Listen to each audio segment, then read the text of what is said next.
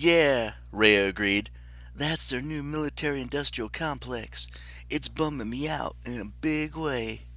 The lion stopped licking my face, probably because my blood had turned bitter. How is that possible? How have they come back? They never went away, Rhea said. They did it to themselves, wanted to make themselves gods. That never works out well. Ever since the old days, they've been hiding out, influencing history from behind the curtains. They're stuck in a kind of twilight life. They can't die. They can't really live. But how could we know about this? I demanded. We are gods. Rhea's laugh reminded me of a piglet with asthma. Apollo, grandson, beautiful child, has being a god ever stopped someone from being stupid? Well, she had a point. Not about me personally, of course, but the stories I could tell you about the other Olympians. The emperors of Rome. I tried to come to terms for them to come to terms with the idea. They can't all be immortal. No, Rhea said. Just the worst of them. The most notorious. They live in human memory, man. That's what keeps them alive. Same as us, really.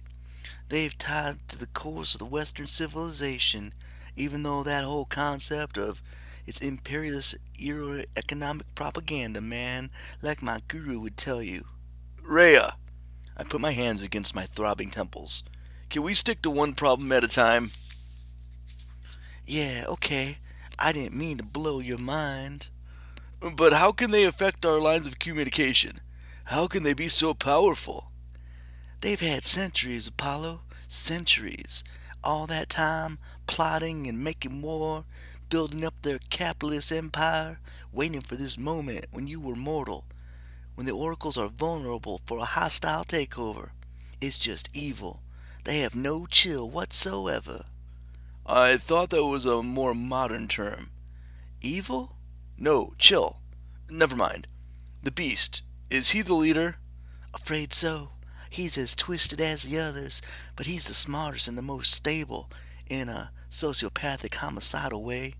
You know who he is? Oh, who he was, right? Unfortunately, I did.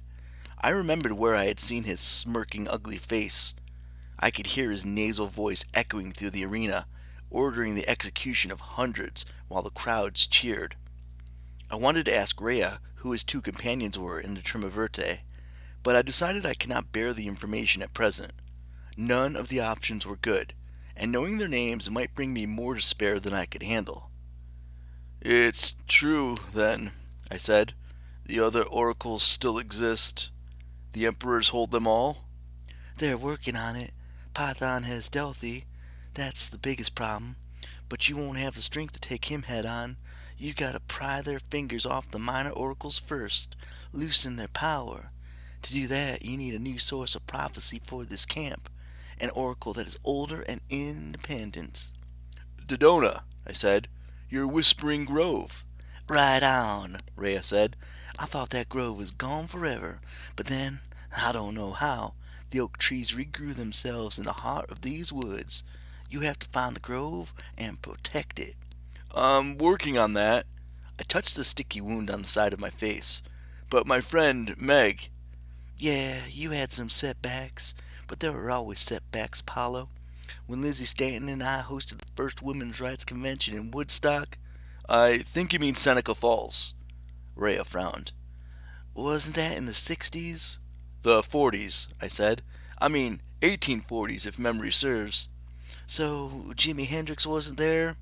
Doubtful. Rhea fumbled with her peace symbol. Then who set that guitar on fire? Never mind. The point is, you have to persevere. Sometimes change takes centuries.